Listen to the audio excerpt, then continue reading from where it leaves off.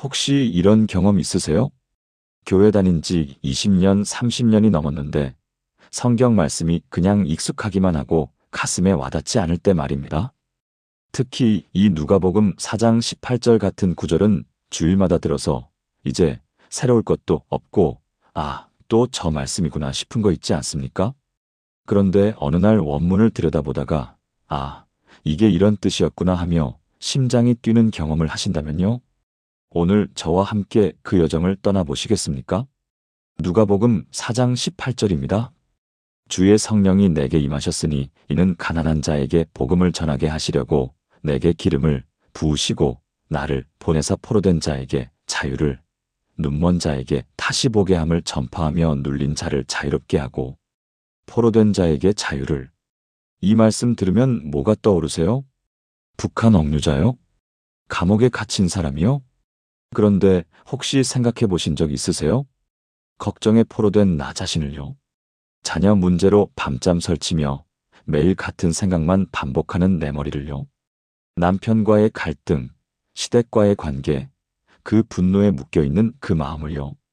20년, 30년 전 상처인데도 여전히 떠오르면 가슴이 아픈 그 기억을요? 바로 이것이 예수님이 말씀하신 포로 상태일 수 있습니다. 그래서 오늘 이 구절을 다시 보려고 합니다. 여러분, 이 구절을 처음 들으신 게 언제세요? 주일학교 때부터 귀에 못이 박히도록 들었을 겁니다. 그런데 솔직히 여쭤보겠습니다. 이 구절 어떻게 이해하고 계십니까? 지난 100년간 성경을 연구하는 학자들은 크게 세 가지 방식으로 이 구절을 설명해 왔습니다. 첫 번째 해석은 사회적 책임입니다. 가난한 자, 포로된 자, 눌린 자를 실제 경제적으로 어려운 사람, 정치적으로 억압받는 사람으로 본 것입니다. 이 해석은 분명한 강점이 있습니다. 예수님은 실제로 가난한 자를 먹이셨습니다. 병든 자를 고치셨습니다. 소외된 자를 품으셨습니다. 야고보서는 고아와 과부를 돌보는 것이 정결한 경건이라고 말씀하십니다. 이 차원을 무시할 수 없습니다. 두 번째 해석은 영혼 구원입니다. 영적으로 가난한 자, 죄에 포로된 자, 영적으로 눈먼 자에게 복음을 전하는 사명이라는 것입니다. 이 해석 역시 성경적 근거가 분명합니다. 예수님은 인자가 온 것은 잃어버린 자를 찾아 구원하려 함이라고 말씀하셨습니다. 복음은 무엇보다 영혼을 살리는 메시지입니다. 이것도 맞습니다. 그런데 여러분, 여기서 이상한 점이 있습니다. 왜 회중들은 이 말씀을 듣고 격분했을까요? 성경을 보면 예수님이 이 말씀을 읽으신 후 사람들이 그분을 낭떠러지로 끌고 가려 했습니다. 가난한 자를 사랑하자는 메시지에 왜 사람들이 예수님을 죽이려 했을까요? 영혼을 구원하겠다는 선언에 왜 그토록 격렬하게 반응했을까요? 뭔가 더 있는 것입니다. 성경학자들이 가장 신뢰하는 헬라어 성경 원본이 있습니다. 네슬레 알란트판이라고 하는데요. 마치 우리가 국어사전에서 단어를 찾듯이 학자들은 이 책에서 단어 하나하나의 정확한 뜻을 확인합니다. 여기서 18절을 보면 아페시스라는 단어가 나옵니다. 우리말 성경은 이것을 자유로 번역했습니다. 그런데 헬라어 사전을 찾아보면 이 단어는 단순히 자유가 아니었습니다. 이것은 세 가지 의미를 동시에 담고 있습니다. 첫째, 포로 석방입니다. 전쟁에서 잡혀간 사람을 다시 돌려보내는 것입니다. 둘째, 빚 탕감입니다. 갚을 수 없는 빚을 완전히 없애주는 것입니다. 셋째, 죄사함입니다. 하나님 앞에서 죄를 용서받는 것입니다. 고대 헬라 문헌을 보면 이 단어는 전쟁 포로를 석방할 때 사용되었습니다. 적군의 지배에서 벗어나 자유인으로 돌아가는 것을 뜻했습니다. 그렇다면 예수님이 선포하신 것은 무엇입니까?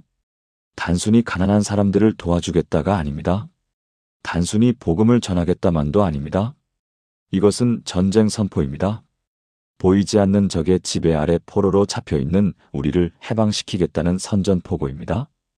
바로 이것이 회중을 격분시킨 이유입니다. 예수님은 자신이 메시아, 즉 기름 부음받은 왕이라고 선언하신 것입니다. 그리고 그 왕권으로 보이지 않는 어둠의 세력을 무너뜨리고 포로들을 해방시키겠다고 선포하신 것입니다. 물론 처음 두 해석이 틀렸다는 말이 아닙니다. 사회적 책임도 맞습니다. 영혼 구원도 맞습니다. 하지만 그것만으로는 설명이 안 됩니다. 이 구절의 가장 깊은 차원은 영적 해방입니다. 걱정의 사슬을 끊는 것입니다. 분노의 감옥에서 나오는 것입니다. 과거의 포로 상태에서 자유를 얻는 것입니다. 오늘 이 시간 여러분과 함께 이 구절을 5가지 차원에서 탐구하겠습니다. 첫째, 아페시스라는 단어가 왜 그토록 강력한 의미를 담고 있는지 원문으로 살펴보겠습니다. 둘째, 이사야 61장의 원래 배경과 예수님이 이것을 어떻게 자신에게 적용하셨는지 비교하겠습니다. 셋째, 왜 이 선포가 보이지 않는 어둠의 세력에게 치명타가 되는지 설명하겠습니다. 넷째, 여러분의 걱정, 분노, 상처가 어떻게 이 말씀으로 해방될 수 있는지 구체적으로 적용하겠습니다. 다섯째, 사회적 책임과 영적 해방이 어떻게 하나로 연결되는지 통합적 관점을 제시하겠습니다. 분명히 말씀드립니다. 오늘 나누는 내용은 제 개인적 생각이 아닙니다. 헬라어 원문, 고대 유대교 문헌, 성경학자들의 연구를 종합한 것입니다. 준비되셨습니까? 지금부터 여러분이 알던 이 구절은 완전히 새로운 차원으로 열릴 것입니다. 첫 번째, 아페시스, 단순한 자유가 아닌 전쟁 포로의 석방입니다. 여러분, 자유라는 단어 들으면 뭐가 떠오르세요? 마음대로 할 수 있는 것이요? 구속받지 않는 것이요?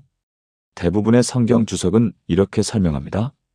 예수님이 우리에게 자유를 주셨다. 죄에서 자유롭게 되었다. 틀린 말이 아닙니다. 하지만 이것만으로는 부족합니다. 왜냐하면 우리는 자유라는 단어를 너무 추상적으로 이해하고 있기 때문입니다.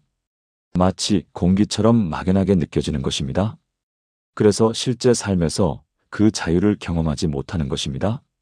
그런데 헬라어 원문을 보면 충격적인 사실이 드러납니다. 아페시스는 단순한 자유가 아니었습니다. 이것은 전쟁에서 사용되는 군사 용어였습니다. 고대 헬라 역사가 투키디데스의 기록을 보면 이 단어가 나옵니다.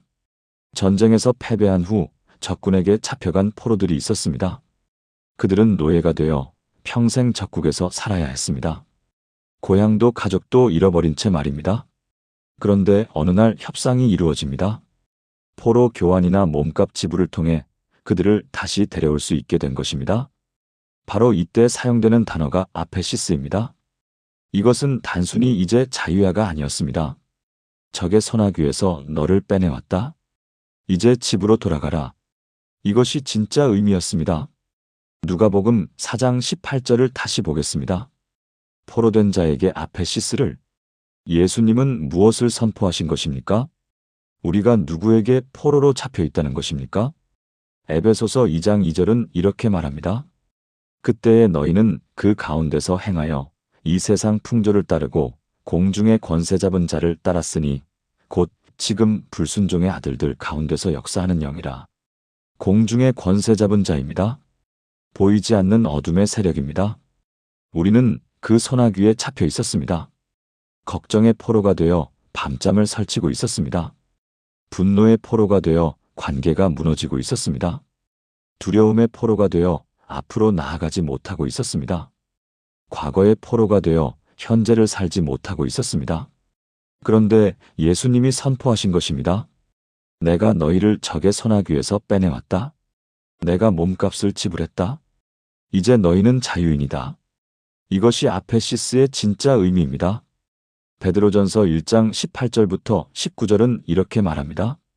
너희가 알거니와 너희 조상이 물려준 헛된 행실에서 대속함을 받은 것은 은이나 금같이 없어질 것으로 된 것이 아니요 오직 흠없고 점 없는 어린 양 같은 그리스도의 보배로운 피로 된 것이니라. 예수님의 피가 몸값이었습니다. 그 피로 우리를 사셨습니다. 적의 손아귀에서 우리를 빼내오셨습니다. 부산에 사시는 김순희 집사님의 이야기입니다. 62세이신데 30년 넘게 시댁과의 갈등으로 고통받으셨습니다. 시어머니가 돌아가신 지 10년이 넘었는데도 그 상처가 여전했습니다. 밤에 잠을 자다가도 20년, 30년 전 일이 떠오르면 가슴이 두근거리고 화가 치밀어 올랐습니다. 내가 왜 이러고 사나? 이제 그만 잊어야 하는데. 머리로는 아는데 마음이 듣지 않았습니다. 그분은 자신이 분노의 포로라는 것을 깨닫지 못하고 있었습니다. 그러던 어느 주일 목사님이 누가복음 4장 18절을 설교하셨습니다. 예수님이 포로된 자를 석방하러 오셨습니다. 그 순간 김 집사님의 마음에 뭔가 꽂혔습니다. 내가 포로였구나. 30년 동안 분노의 포로로 살았구나. 그날 집에 돌아와 무릎을 꿇고 기도했습니다. 예수님, 저를 이 분노의 감옥에서 빼내주세요. 저는 스스로 나올 수가 없습니다. 처음엔 아무 느낌이 없었습니다. 하지만 매일 아침 일어나자마자 이렇게 고백하기 시작했습니다.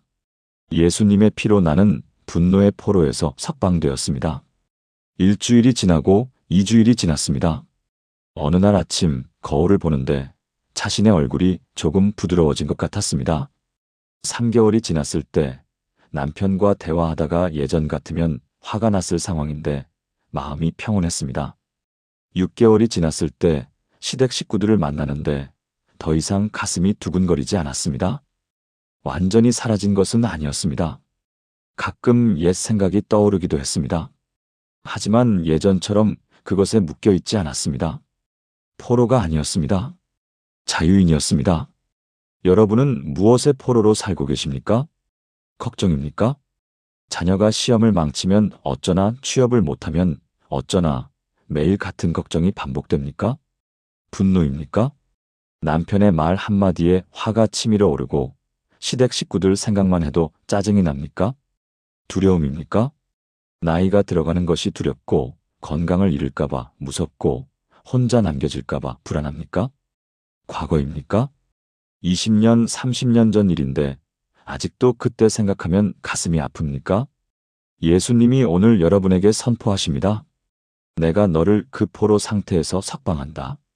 내 피로 몸값을 지불했다. 너는 이제 자유인이다. 이것을 믿으시겠습니까? 이것을 받아들이시겠습니까? 사랑하는 여러분, 지금 저와 함께 이렇게 기도해 보시겠습니까? 전능하신 하나님 아버지, 오늘 이 시간 아페시스의 의미를 깨닫게 하심을 감사드립니다. 제가 얼마나 오랫동안 포로로 살았는지 이제야 깨닫습니다. 걱정의 포로, 분노의 포로, 두려움의 포로, 과거의 포로로 살았습니다. 하지만 예수님께서 십자가에서 흘리신 보배로운 피로 저를 사셨습니다. 그 피가 제 몸값이었습니다. 이제 저는 더 이상 포로가 아닙니다. 예수님의 피로 석방된 자유인입니다. 오늘부터 이 진리를 매일 고백하게 하여 주시옵소서. 나는 예수님의 피로 석방되었다고 선포하게 하여 주시옵소서. 예수님의 이름으로 기도합니다. 아멘. 이 고백을 매일 아침 하십시오. 그러면 여러분도 김순희 집사님처럼 점점 자유를 경험하게 될 것입니다. 두 번째, 이사야 61장, 포로 귀환의 희년 선포입니다. 이사야 61장을 읽어보신 적 있으십니까? 대부분의 분들이 이렇게 이해하고 계실 겁니다. 예수님이 오실 것을 예언한 말씀이구나. 메시아가 가난한 자를 도우러 오신다는 거구나. 맞습니다. 하지만 이것만으로는 왜 예수님이 하필 이 본문을 첫 설교로 선택하셨는지 설명이 안 됩니다. 이사야서에는 메시아 예언이 많습니다. 이사야 9장, 11장, 53장도 있습니다. 왜 하필 61장이었을까요? 여기에는 우리가 놓친 역사적 배경이 있습니다. 이사야 61장이 기록된 시기를 아십니까? 주전 6세기 이스라엘 백성이 바벨론에 포로로 끌려가 있던 때입니다. 70년입니다. 70년 동안 고향을 떠나 적국에서 살았습니다. 고향 집은 불타고 성전은 무너졌습니다. 가족과 헤어지고 재산을 빼앗겼습니다. 노예처럼 살았습니다. 그들의 마음이 어땠겠습니까? 하나님이 우리를 버리셨구나. 다시는 예루살렘을 볼 수 없겠구나. 절망이었습니다. 완전한 절망이었습니다. 바로 그때 이사야 선지자가 외쳤습니다. 주 여호와의 영이 내게 임하셨으니 이는 여호와께서 내게 기름을 부으사 가난한 자에게 아름다운 소식을 전하게 하려 하심이라. 나를 보내사 마음이 상한 자를 고치며 포로된 자에게 자유를, 갇힌 자에게 노임을 전파하며. 이것은 단순한 위로의 말씀이 아니었습니다. 이것은 구체적인 역사적 사건을 예고한 말씀이었습니다. 너희가 곧 바벨론에서 석방될 것이다. 너희가 곧 고향으로 돌아갈 것이다. 하나님이 너희를 포기하지 않으셨다. 실제로 이사야 61장이 선포된 후 얼마 지나지 않아 바사 왕 고레스가 칙령을 내렸습니다.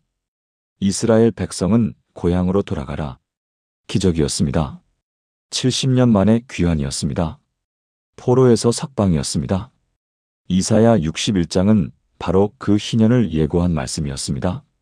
그렇다면 예수님은 왜 이 본문을 읽으셨을까요?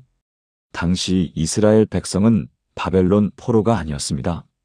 그들은 이미 고향으로 돌아와 있었습니다. 하지만 예수님은 알고 계셨습니다. 더 큰 포로 상태가 있다는 것을요. 바벨론보다 더 무서운 적이 있다는 것을요. 요한복음 8장 34절에서 예수님은 이렇게 말씀하셨습니다. 진실로 진실로 너희에게 이르노니 죄를 범하는 자마다 죄의 종이라. 죄의 종입니다. 보이지 않는 포로 상태입니다. 겉으로는 자유로워 보입니다. 마음대로 다니고 마음대로 말하고 마음대로 행동합니다. 하지만 속으로는 묶여 있습니다. 미움을 버리고 싶은데 버릴 수 없습니다. 용서하고 싶은데 용서할 수 없습니다. 변하고 싶은데 변할 수 없습니다. 왜냐하면 우리는 죄의 포로이기 때문입니다. 예수님은 나사렛 회당에서 이사야 61장을 읽으시며 선포하신 것입니다.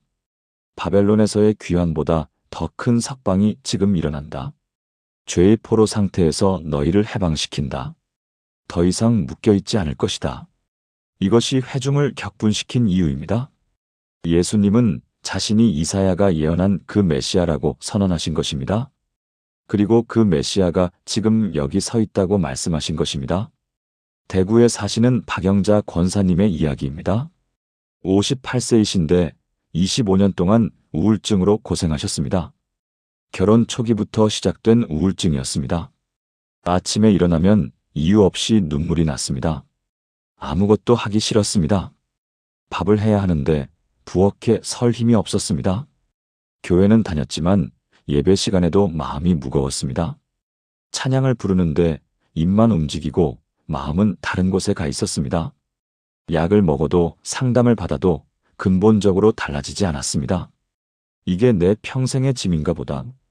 그렇게 체념하고 살았습니다.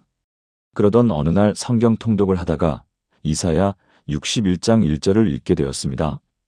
주 여호와의 영이 내게 임하셨으니 포로된 자에게 자유를. 그 순간 성령님이 속삭이셨습니다. 너는 우울증의 포로야. 25년 동안 그 감옥에 갇혀 있었어. 박 권사님은 그때 깨달았습니다. 자신이 단순히 우울한 게 아니라 우울증에게 포로로 잡혀 있었다는 것을요. 그 포로 상태에서 스스로는 나올 수 없다는 것을요. 그날부터 기도가 달라졌습니다.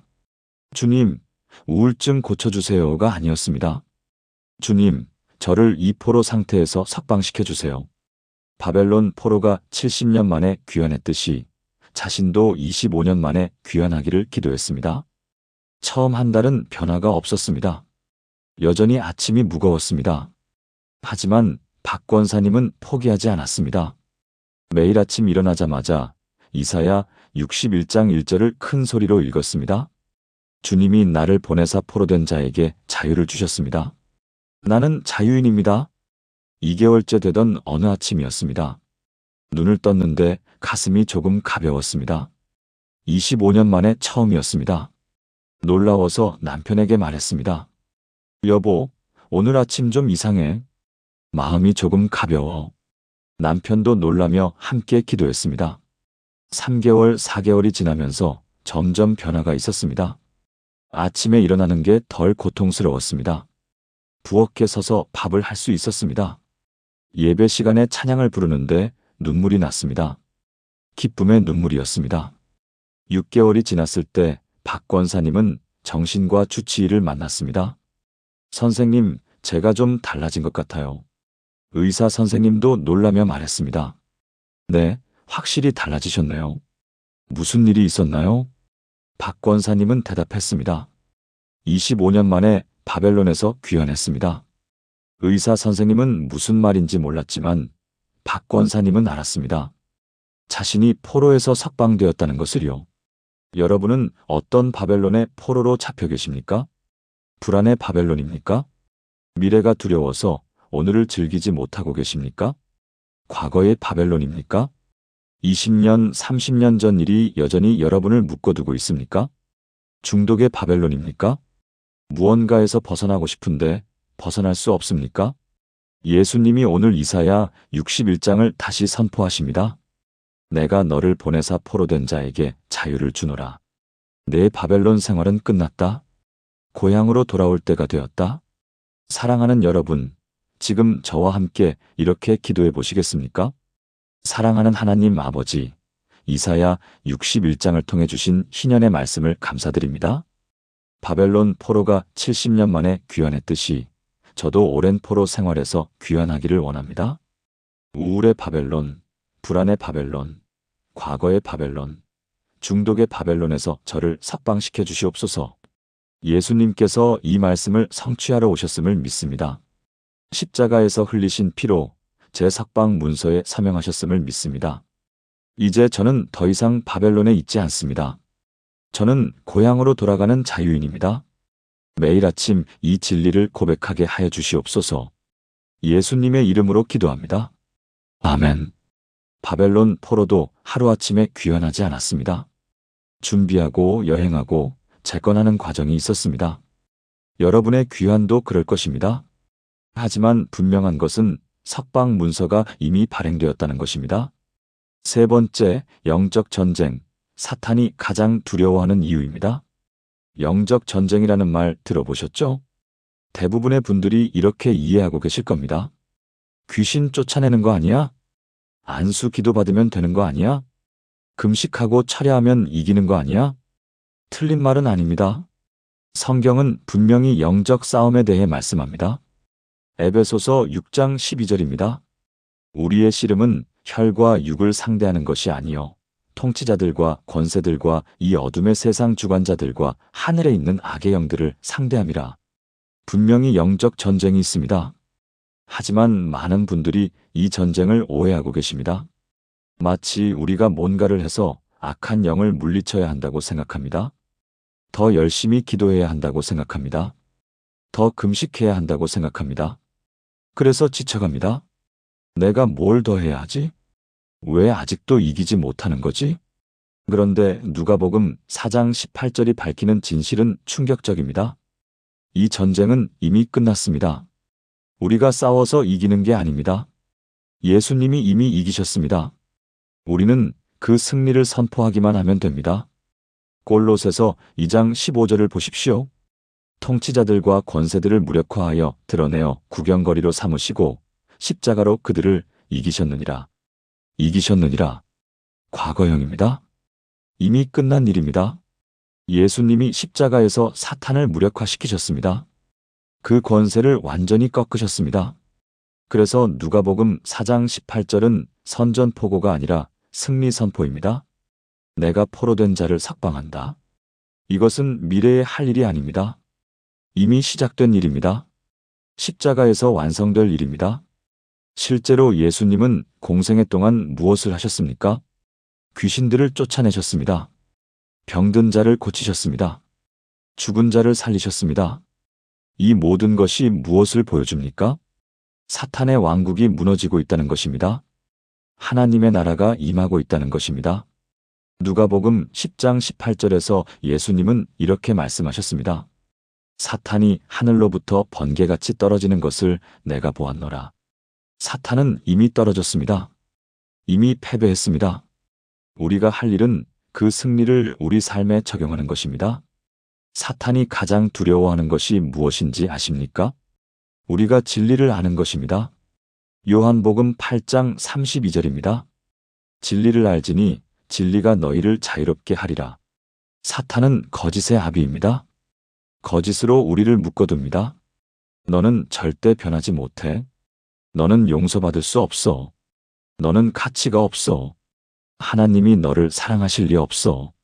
이런 거짓말로 우리를 포로로 만듭니다. 그런데 우리가 진리를 알면 어떻게 됩니까? 그 거짓이 무너집니다. 사슬이 끊어집니다. 감옥 문이 열립니다. 누가복음 4장 18절의 진리가 무엇입니까? 예수님의 피로 나는 석방되었다. 나는 더 이상 포로가 아니다. 나는 자유인이다. 이 진리를 우리가 알고 믿고 선포할 때 사탄은 물러갑니다. 왜냐하면 그것이 사실이기 때문입니다. 사탄은 이미 패배했기 때문입니다. 울산에 사시는 이명숙 집사님의 이야기입니다. 65세이신데 40년 동안 열등감으로 고생하셨습니다. 어렸을 때부터 언니, 오빠와 비교당하며 자랐습니다. 너는 왜 언니만큼 못하니? 너는 왜 오빠처럼 똑똑하지 않니? 결혼에서도 마찬가지였습니다. 시댁에서 큰 시누이, 작은 시누이와 비교당했습니다. 교회에서도 다른 집사님들과 자신을 비교했습니다. 나는 왜 이것밖에 못하지? 나는 왜 저렇게 못하지? 매일매일이 자책이었습니다. 그러다 보니 사람들 만나는 게 두려웠습니다. 교회 봉사도 할 수가 없었습니다. 내가 하면 실수할 것 같아요. 제가 못할 것 같아요. 늘 뒤로 빠졌습니다. 그러던 어느 날 새벽 기도회에서 목사님이 설교하셨습니다. 여러분, 사탄이 여러분에게 거짓말하고 있습니다. 너는 가치가 없어라고 말입니다. 하지만 하나님은 너는 내 보배라고 말씀하십니다. 그 순간 이 집사님은 깨달았습니다. 아, 내가 40년 동안 거짓말을 믿고 살았구나. 나는 가치 없다는 것이 거짓말이었구나. 그날부터 싸움이 시작되었습니다. 영적 전쟁이었습니다. 하지만 이 집사님이 한 것은 금식도 철야도 아니었습니다. 매일 아침 거울을 보며 진리를 선포했습니다. 나는 하나님의 보배다. 예수님의 피로 값주고 사신 존재다. 나는 가치 있다. 처음에는 입으로만 고백했습니다. 마음은 여전히 아니야. 너는 가치 없어라고 속삭였습니다. 하지만 계속 선포했습니다. 일주일, 2주일, 한 달이 지나면서 조금씩 달라졌습니다. 거짓말이 점점 약해졌습니다. 진리가 점점 강해졌습니다. 3개월이 지났을 때 교회에서 봉사 제안이 들어왔습니다. 집사님, 구역 반장 해주시겠어요? 예전 같으면 아니요, 저는 못해요라고 했을 것입니다. 하지만 이번에는 달랐습니다. 네, 해보겠습니다. 떨렸습니다. 두려웠습니다. 하지만 더 이상 거짓말의 포로가 아니었습니다. 진리가 이 집사님을 자유롭게 했습니다. 지금 이 집사님은 구역 반장뿐 아니라 여전도의 부회장까지 맡고 계십니다. 완벽하게 된 것은 아닙니다. 가끔 여전히 열등감이 올라옵니다. 하지만 예전처럼 그것에 묶여 있지 않습니다. 왜냐하면 진리를 알기 때문입니다. 사탄이 여러분에게 어떤 거짓말을 하고 있습니까? 너는 용서받을 수 없어라고 속삭입니까? 너는 절대 변하지 못해라고 말합니까? 하나님이 너를 사랑하실 리 없어라고 합니까? 그것은 거짓말입니다. 진리는 이것입니다. 예수님의 피로 여러분은 완전히 용서받았습니다. 예수님의 부활 능력으로 여러분은 변할 수 있습니다. 하나님은 여러분을 목숨보다 사랑하십니다. 이 진리를 선포하십시오. 매일 아침 큰 소리로 선포하십시오. 그러면 사탄은 물러갈 것입니다. 왜냐하면 이미 패배했기 때문입니다. 사랑하는 여러분, 지금 저와 함께 이렇게 기도해 보시겠습니까? 전능하신 하나님 아버지, 예수님께서 십자가에서 사탄을 무력화시키셨음을 감사드립니다. 그 전쟁은 이미 끝났고 승리는 이미 우리 것입니다. 하지만 저는 오랫동안 사탄의 거짓말을 믿고 살았습니다. 나는 가치 없다. 나는 용서받을 수 없다. 나는 변하지 못한다는 거짓말을요. 오늘 이 시간 그 거짓말을 깨뜨립니다. 진리를 선포합니다. 나는 예수님의 피로 값주고 사신 하나님의 자녀입니다. 나는 완전히 용서받았고 성령의 능력으로 변화되고 있으며 하나님의 사랑 안에 있습니다. 매일 이 진리를 선포하게 하여 주시옵소서. 사탄의 거짓말이 더 이상 나를 묶지 못하게 하여 주시옵소서. 예수님의 이름으로 기도합니다. 아멘. 진리가 여러분을 자유롭게 할 것입니다. 네 번째, 구체적 적용, 걱정, 분노, 상처의 해방입니다. 지금까지 우리는 세 가지를 배웠습니다. 첫째, 아페시스는 전쟁 포로의 석방이라는 것. 둘째, 예수님이 이사야 61장의 희년을 성취하러 오셨다는 것. 셋째, 영적 전쟁은 이미 끝났고 우리는 승리자라는 것. 그런데 여러분, 솔직히 여쭤보겠습니다. 그래서 어떻게 하라는 건가요? 머리로는 이해가 되는데 실제 삶에 어떻게 적용하는지 모르겠다는 분 계시지 않습니까? 오늘도 걱정이 밀려옵니다. 오늘도 분노가 치밀어 오릅니다. 오늘도 과거의 상처가 아픕니다. 석방되었다고 하는데 왜 나는 여전히 묶여 있는 것 같죠? 바로 이 질문에 답하고자 합니다. 먼저 걱정입니다. 여러분 중에 걱정 많으신 분 계시죠? 자녀 걱정, 남편 걱정, 건강 걱정, 경제 걱정. 밤에 잠을 자다가도 걱정 때문에 깹니다. 우리 아들 취업은 어떻게 되려나? 우리 딸 결혼은 언제 하려나?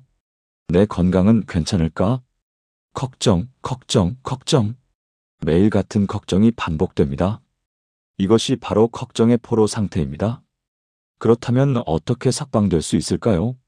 첫째, 걱정이 포로 상태임을 인정하십시오. 나는 지금 걱정의 포로다. 걱정이 나를 지배하고 있다. 이것을 인정하는 것이 첫걸음입니다. 둘째, 예수님의 피로 석방 문서가 발행되었음을 믿으십시오. 빌립보서 4장 6절부터 7절입니다. 아무것도 염려하지 말고 다만 모든 일에 기도와 간구로 너희 구할 것을 감사함으로 하나님께 아뢰라. 그리하면 모든 지각에 뛰어난 하나님의 평강이 그리스도 예수 안에서 너희 마음과 생각을 지키시리라. 이것은 명령이 아닙니다. 이것은 약속입니다. 염려하지 말라는 것은 애쓰지 말라는 뜻이 아닙니다. 하나님께 맡기라는 뜻입니다.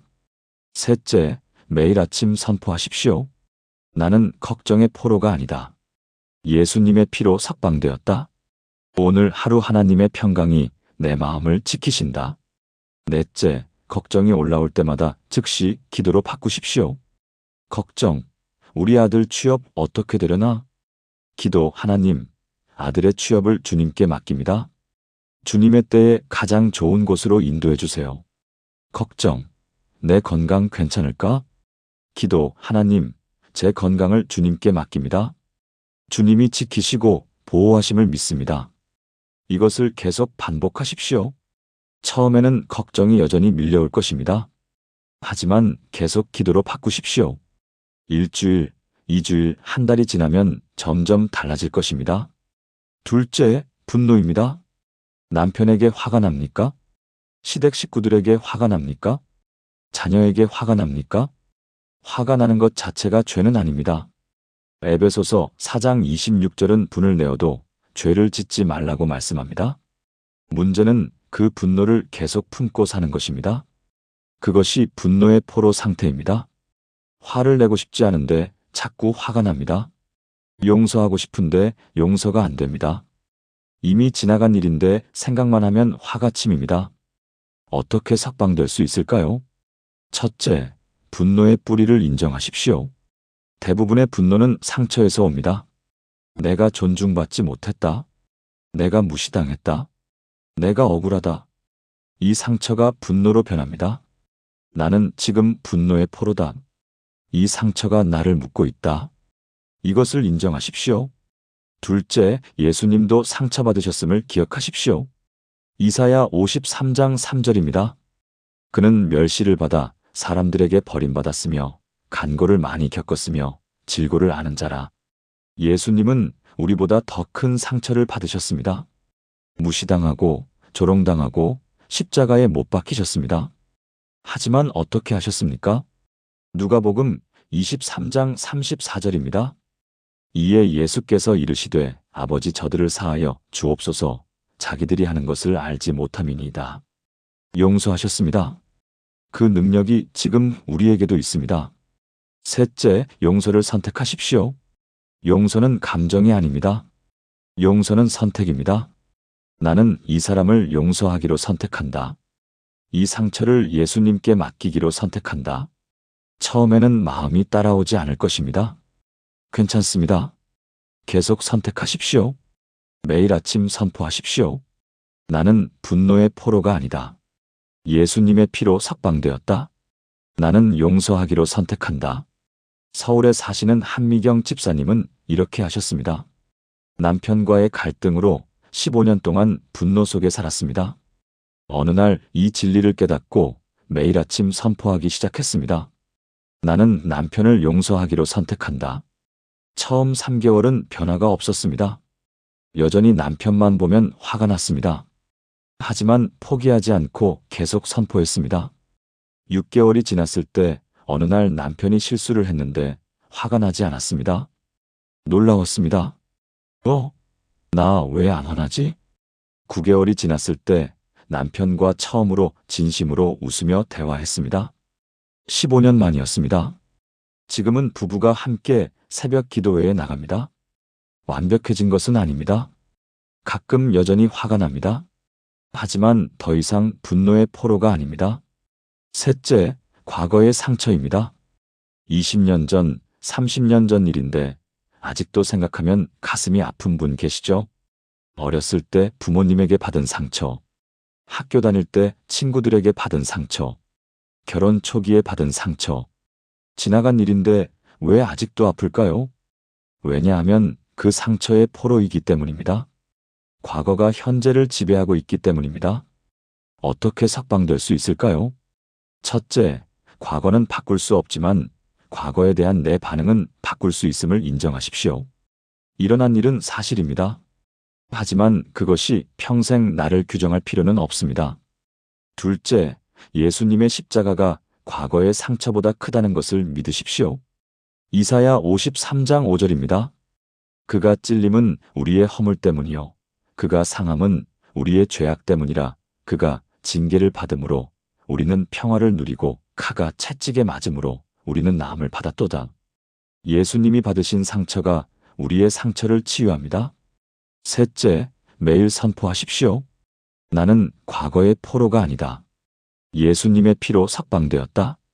과거는 나를 규정하지 못한다. 나는 새로운 피조물이다. 고린도후서 5장 17절입니다. 그런즉 누구든지 그리스도 안에 있으면 새로운 피조물이라. 이전 것은 지나갔으니 보라 새 것이 되었도다. 이것을 매일 고백하십시오. 사랑하는 여러분, 지금 저와 함께 이렇게 기도해 보시겠습니까? 사랑하는 하나님 아버지, 구체적인 적용 방법을 알려주심을 감사드립니다. 저는 오늘 고백합니다. 저는 걱정의 포로였습니다. 하지만 이제 예수님의 피로 석방되었습니다. 저는 분노의 포로였습니다. 하지만 이제 용서하기로 선택합니다. 저는 과거의 포로였습니다. 하지만 이제 새로운 피조물입니다. 오늘부터 매일 아침 이 진리를 선포하게 하여 주시옵소서. 걱정이 올라올 때마다 기도로 바꾸게 하여 주시옵소서. 분노가 치밀 때마다 용서를 선택하게 하여 주시옵소서. 과거가 떠오를 때마다 십자가를 바라보게 하여 주시옵소서. 하루아침에 완벽해지지 않아도 괜찮습니다. 조금씩 천천히 변화되어 가는 것을 경험하게 하여 주시옵소서. 예수님의 이름으로 기도합니다. 아멘. 하루아침에 완전히 자유로워지지 않을 수 있습니다. 하지만 매일 조금씩 달라질 것입니다. 일주일 후, 한 달 후, 3개월 후, 6개월 후를 기대하십시오. 다섯 번째, 통합, 사회적 책임과 영적 해방의 하나됨입니다. 지금까지 우리는 영적 해방에 대해 이야기했습니다. 걱정의 포로, 분노의 포로, 과거의 포로에서 석방되는 것 말입니다. 그런데 혹시 이런 생각 드신 분 계시지 않습니까? 그럼 실제 가난한 사람들은 어떻게 되나요? 경제적으로 어려운 사람, 정치적으로 억압받는 사람은요? 우리가 영적인 것만 강조하면 사회적 책임은 무시하는 것 아닌가요? 정말 중요한 질문입니다. 실제로 많은 교회가 이 부분에서 실수를 했습니다. 어떤 교회는 사회복음만 강조해서 영혼 구원을 놓쳤습니다. 어떤 교회는 영적인 것만 강조해서 사회적 책임을 외면했습니다. 하지만 누가복음 4장 18절은 이 둘을 분리하지 않습니다. 예수님의 사역을 보십시오. 예수님은 영혼만 구원하셨습니까? 아닙니다. 병든 자를 고치셨습니다. 가난한 자를 먹이셨습니다. 소외된 자를 품으셨습니다. 세리와 죄인과 함께 식사하셨습니다. 여자와 어린아이를 존중하셨습니다. 이것이 전부 무엇입니까? 사회적 약자를 돌보신 것입니다. 동시에 예수님은 무엇을 하셨습니까? 복음을 전하셨습니다. 죄 사함을 선포하셨습니다. 하나님 나라를 가르치셨습니다. 이것이 전부 무엇입니까? 영적 해방을 선포하신 것입니다. 예수님에게는 이 둘이 분리되지 않았습니다. 왜냐하면 인간은 영과 육, 영혼과 몸이 분리되지 않기 때문입니다. 야고보서 2장 15절부터 16절을 보십시오. 만일 형제나 자매가 헐벗고 일용할 양식이 없는데 너희 중에 누구든지 그에게 이르되 평안히 가라, 덥게 하라, 배부르게 하라 하며 그 몸에 쓸 것을 주지 아니하면 무슨 유익이 있으리요? 평안히 가라만 말하고 실제로 돕지 않으면 무슨 소용이 있습니까? 반대로 요한복음 6장 26절부터 27절을 보십시오. 예수님이 5,000명을 먹이신 후 사람들이 몰려왔습니다. 예수님은 이렇게 말씀하셨습니다. 내가 진실로 진실로 너희에게 이르노니 너희가 나를 찾는 것은 표적을 본 까닭이 아니요 떡을 먹고 배부른 까닭이로다. 썩을 양식을 위하여 일하지 말고 영생하도록 있는 양식을 위하여 하라. 떡만 주고 영혼은 돌보지 않으면 무슨 소용이 있습니까? 둘 다 필요합니다. 영과 육, 영혼과 몸, 영적 해방과 사회적 책임. 이것이 누가복음 4장 18절의 완전한 의미입니다. 그렇다면 우리는 어떻게 살아야 할까요? 첫째, 나 자신부터 영적 해방을 경험하십시오. 비행기 안전 수칙을 기억하십니까? 산소 마스크가 내려오면 자신이 먼저 착용한 후 옆 사람을 도우십시오. 똑같습니다. 내가 먼저 걱정의 포로에서 석방되어야 다른 사람을 도울 수 있습니다. 내가 먼저 분노의 포로에서 자유로워야 다른 사람을 용서할 수 있습니다. 내가 먼저 과거의 포로에서 해방되어야 다른 사람에게 희망을 줄 수 있습니다. 둘째, 그 해방을 다른 사람과 나누십시오. 고린도후서 1장 4절입니다. 우리의 모든 환난 중에서 우리를 위로하사 우리로 하여금 하나님께 받는 위로로 모든 환난 중에 있는 자들을 위로할 수 있게 하시는 이시로다. 여러분이 걱정에서 석방되었다면 같은 고통을 겪는 사람을 위로하십시오. 여러분이 분노에서 자유로워졌다면 같은 상처를 가진 사람을 돕십시오. 여러분이 과거에서 해방되었다면 같은 아픔을 안고 사는 사람에게 희망을 주십시오. 셋째, 실제적으로 필요한 사람을 도우십시오. 마태복음 25장 35절부터 36절입니다. 내가 줄일 때에 너희가 먹을 것을 주었고 목마를 때에 마시게 하였고 나그네 되었을 때에 영접하였고 헐벗었을 때에 옷을 입혔고 병들었을 때에 돌보았고 독에 갇혔을 때에 와서 보았느니라. 가난한 이웃이 있으면 도우십시오. 병든 사람이 있으면 방문하십시오.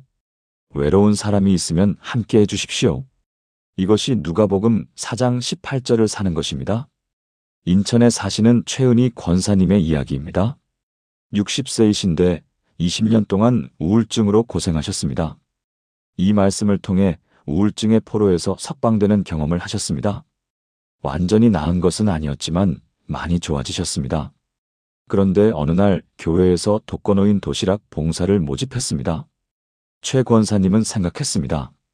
나도 이제 조금 나아졌으니 다른 사람을 도와야 하지 않을까? 하지만 두려웠습니다. 내가 할 수 있을까? 또 우울증이 오면 어떡하지? 고민 끝에 용기를 내서 신청했습니다. 매주 토요일 아침 독거노인 가정을 방문해서 도시락을 전달하는 봉사였습니다. 첫 주는 떨렸습니다. 할머니 댁 문을 두드리는데 손이 떨렸습니다. 문이 열렸습니다. 누구세요? 교회에서 도시락 갖다 드리러 왔습니다. 아이고 고맙네. 들어와. 방에 들어갔는데 할머니 혼자 계셨습니다. TV만 켜놓고 멍하니 앉아 계셨습니다. 최 권사님은 도시락을 드리고 돌아가려다가 뭔가 마음에 걸렸습니다. 할머니, 제가 좀 이따 가도 될까요? 그래, 앉아. 할머니와 이야기를 나누기 시작했습니다. 할머니는 자녀들이 다 외국에 나가 있어서 혼자 사신다고 했습니다. 한 달에 한 번 전화가 올까 말까 한다고 했습니다. 외로워요. 말할 사람이 없어요. 최 권사님은 할머니 손을 잡았습니다. 그 순간 깨달았습니다. 아, 나만 외로운 게 아니구나. 나만 힘든 게 아니구나. 그날부터 최 권사님은 매주 토요일 할머니를 방문했습니다. 도시락을 드리고 30분씩 이야기를 나누었습니다. 할머니에게 복음도 전했습니다. 3개월이 지났을 때 할머니가 예수님을 믿기로 결심했습니다. 교회에 나오기 시작했습니다. 6개월이 지났을 때 최 권사님은 놀라운 것을 발견했습니다. 자신의 우울증이 거의 사라졌다는 것을요. 할머니를 돕는 것이 자신을 치유한 것입니다. 영적 해방과 사회적 책임이 하나가 된 것입니다. 지금 최 권사님은 5명의 독거노인을 돌보고 계십니다. 모두 교회에 나오고 계십니다. 최 권사님은 말합니다. 제가 도와주는 줄 알았는데 제가 더 많이 받았어요. 할머니들을 도우면서 제가 살아났어요. 여러분은 어떻게 하시겠습니까? 먼저 자신의 해방을 경험하십시오. 걱정에서, 분노에서, 과거에서 석방되십시오. 그리고 그 해방을 다른 사람과 나누십시오. 같은 고통을 겪는 사람을 위로하십시오. 실제적으로 필요한 사람을 도우십시오. 이것이 누가복음 4장 18절을 사는 것입니다. 이것이 영적 해방과 사회적 책임이 하나 되는 것입니다. 사랑하는 여러분, 지금 저와 함께 이렇게 기도해 보시겠습니까? 사랑하는 하나님 아버지, 영적 해방과 사회적 책임이 하나임을 깨닫게 하심을 감사드립니다. 먼저 저 자신이 모든 포로 상태에서 완전히 석방되기를 원합니다. 그리고 그 해방을 다른 사람과 나누기를 원합니다. 제 주변에 도움이 필요한 사람을 보게 하여 주시옵소서. 걱정에 묶인 사람, 분노에 갇힌 사람, 과거에 사로잡힌 사람을 보게 하여 주시옵소서. 실제적으로 가난하고 외롭고 아픈 사람을 보게 하여 주시옵소서. 그들을 위로하고 돕고 복음을 전하게 하여 주시옵소서. 그렇게 살아가는 것이 누가복음 4장 18절을 사는 것임을 믿습니다. 예수님의 이름으로 기도합니다. 아멘. 영적 해방과 사회적 책임. 이 둘은 분리되지 않습니다. 이것이 예수님이 사신 삶입니다. 이것이 우리가 살아야 할 삶입니다. 지금까지 나눈 5가지 말씀을 하나의 기도로 드리겠습니다. 함께 기도하시겠습니까? 전능하신 하나님 아버지, 오늘 이 시간 누가복음 4장 18절의 놀라운 진리를 깨닫게 하심을 감사드립니다. 아페시스가 단순한 자유가 아니라 전쟁 포로의 석방임을 알게 하시고 이사야 61장의 희년이 예수님을 통해 성취되었음을 깨닫게 하시고 영적 전쟁은 이미 끝났고 우리는 승리자임을 확신하게 하시고 걱정과 분노와 과거의 포로 상태에서 구체적으로 석방되는 법을 배우게 하시고 영적 해방과 사회적 책임이 하나임을 보게 하셨습니다. 저는 고백합니다. 예수님의 보배로운 피로 저는 모든 포로 상태에서 석방되었습니다. 더 이상 걱정의 포로가 아니요, 분노의 포로가 아니요, 과거의 포로가 아닙니다. 사탄의 거짓말은 더 이상 나를 묶지 못합니다. 진리가 나를 자유롭게 했습니다. 오늘부터 저와 제 가족이 매일 아침 이 진리를 선포하게 하여 주시옵소서. 이 말씀이 우리 삶의 반석이 되게 하시고 우리 가정의 선포가 되게 하여 주시옵소서. 그리고 이 해방을 다른 사람과 나누게 하여 주시옵소서. 같은 고통을 겪는 사람을 위로하고 실제적으로 필요한 사람을 돕게 하여 주시옵소서. 영적 해방과 사회적 책임이 하나 되는 삶을 살게 하여 주시옵소서. 이 모든 것이 주님의 약속이심을 믿고 신뢰하며 의지합니다. 살아계신 예수 그리스도의 이름으로 기도합니다. 아멘. 사랑하는 여러분, 지금까지 누가복음 4장 18절의 5가지 진리를 함께 나누었습니다. 첫째, 아페시스는 단순한 자유가 아니라 전쟁 포로의 석방이라는 것. 예수님의 피가 몸값이 되어 우리를 적의 손아귀에서 빼내오셨습니다. 둘째, 예수님이 이사야 61장의 희년을 성취하러 오셨다는 것. 바벨론 포로가 70년 만에 귀환했듯이 우리도 오랜 포로 생활에서 귀환할 수 있습니다. 셋째, 영적 전쟁은 이미 끝났고 우리는 승리자라는 것. 사탄은 십자가에서 이미 패배했고 우리는 진리를 선포하기만 하면 됩니다. 넷째, 걱정, 분노, 과거의 포로 상태에서 구체적으로 석방되는 법. 매일 아침 진리를 선포하고 걱정을 기도로 바꾸고 용서를 선택하고 과거를 십자가에 맡기는 것입니다. 다섯째, 영적 해방과 사회적 책임이 하나라는 것. 나 자신이 먼저 해방을 경험하고 그 해방을 다른 사람과 나누며 실제적으로 필요한 사람을 돕는 것입니다. 이 다섯 가지가 누가복음 4장 18절의 완전한 의미입니다. 이것이 2000년 동안 놓쳐왔던 진리입니다. 이것이 사탄이 가장 두려워하는 이유입니다. 왜냐하면 우리가 이 진리를 알면 더 이상 포로로 살지 않기 때문입니다. 더 이상 거짓말에 속지 않기 때문입니다. 더 이상 묶여있지 않기 때문입니다. 여러분, 오늘부터 이 진리를 매일 고백하십시오. 나는 예수님의 피로 석방되었다. 나는 더 이상 포로가 아니다. 나는 자유인이다. 처음에는 변화가 느껴지지 않을 수 있습니다. 괜찮습니다. 계속 고백하십시오. 일주일, 2주일, 한 달, 3개월, 6개월이 지나면 분명히 달라질 것입니다. 김순희 집사님처럼 분노에서 자유로워질 것입니다. 박영자 권사님처럼 우울에서 벗어날 것입니다. 이명숙 집사님처럼 열등감을 극복할 것입니다. 한미경 집사님처럼 용서할 수 있게 될 것입니다. 최은희 권사님처럼 다른 사람을 도울 수 있게 될 것입니다. 이것이 하나님의 약속입니다. 이것이 누가복음 4장 18절의 능력입니다. 이 말씀이 여러분의 삶에서 실제로 이루어지기를 축복합니다. 여러분이 모든 포로 상태에서 완전히 석방되기를 축복합니다. 여러분의 가정에 희년이 선포되기를 축복합니다. 여러분을 통해 많은 사람이 해방을 경험하기를 축복합니다. 오늘 이 말씀이 마음에 닿았다면 아멘이라고 댓글로 남겨주세요. 여러분도 이 진리를 경험하고 계시다면 간증을 나눠주세요. 더 많은 분들이 이 말씀으로 자유를 얻을 수 있도록 좋아요와 구독 부탁드립니다. 주님의 은혜와 평강이 여러분과 여러분의 가정에 충만하기를 기도합니다. 예수님의 이름으로 축복합니다. 아멘.